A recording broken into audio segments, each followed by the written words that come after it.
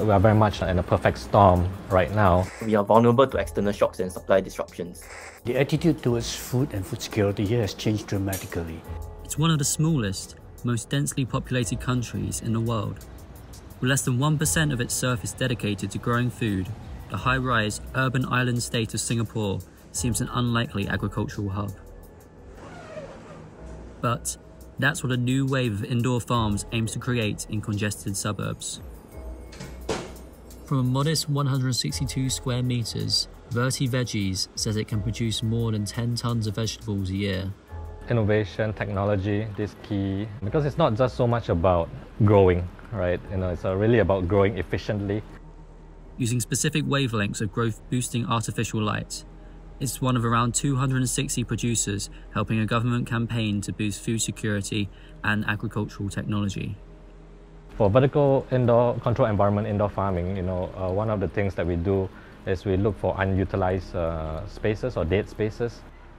Outdoor spaces are also being repurposed.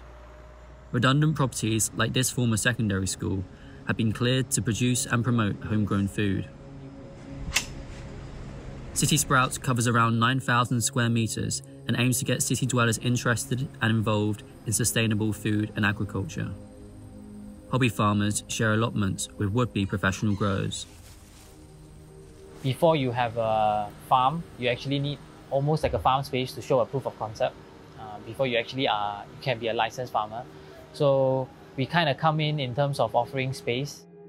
Launched in 2019, the Singaporean government's 30 by 30 policy target is to have 30% of the nation's nutritional needs produced locally by 2030. Singapore moved away from an agricultural society back in the 60s or 70s and have relied on our neighbours from Malaysia, Indonesia, Thailand, China for imports. Food security is actually an existential issue for us. Currently, our local food production accounts for less than 10% of our nutritional needs. As long as supply chains are working, Singapore can afford to buy in food. But panic buying and lockdown shortages in relatively affluent nations over the COVID pandemic proved that supermarket shelves can empty quickly. We are vulnerable to external shocks and supply disruptions. For example, climate change, disease outbreaks, geopolitical uncertainties. War in Ukraine, one of the world's major sources of wheat and cooking oil, has piled yet more pressure on supply chains and global food prices, which surged to record highs in 2022. It's a terrible time to have to rely on food imports. We've had a wave of protectionist measures over recent years. Those measures began with the COVID-19 pandemic. Now everything has gotten a hell of a lot worse due to the conflict in Ukraine. Singapore has guaranteed trade agreements and a range of options to source food from more than 170 countries. But around $105 million has been set aside to help expand business opportunities, including urban farming, alternative proteins, and food safety. I think the realization is that, even though we can afford to buy food, afford to import either 90% or 70% of food, we need to have some level of self-production here to help us to buffer that period when the disruptions occur. The government policy is not 30% of production, but 30% of our nutrition needs. And this explains why one of the focus areas is alternative proteins.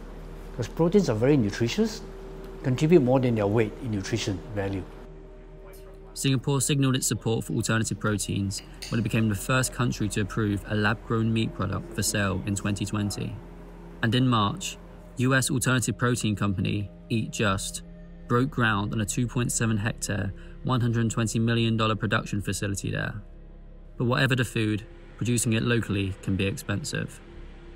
We would typically be charging a premium over imported crops, just for the fact that the different cost factors are a lot higher in that sense. We are very much in a perfect storm right now. High costs of energy, high material costs, high manpower, labor costs. Such costs make local indoor produce up to 4 times more expensive than conventionally grown imports. But that could change, eventually. With more innovation, more technology adoption, farms getting more efficient, there's going to be that consolidation of farms across Singapore, and prices will start to balance out as well. Singapore's plans are ambitious, and there is no guarantee of success. Singapore's efforts, to my mind at least, they sound very innovative, and with innovation you always have a risk that some things pay off but others don't. And with Singapore being a rich country, I think there will be a desire, if things don't work, to just rely on food imports instead to plug the gap. But then again, Singapore is no stranger to reinvention. From the 1960s, driven by the power afforded to its quasi-authoritarian government, it transformed from an island colony with virtually no natural resources to a prosperous city-state dubbed the Monaco of the East.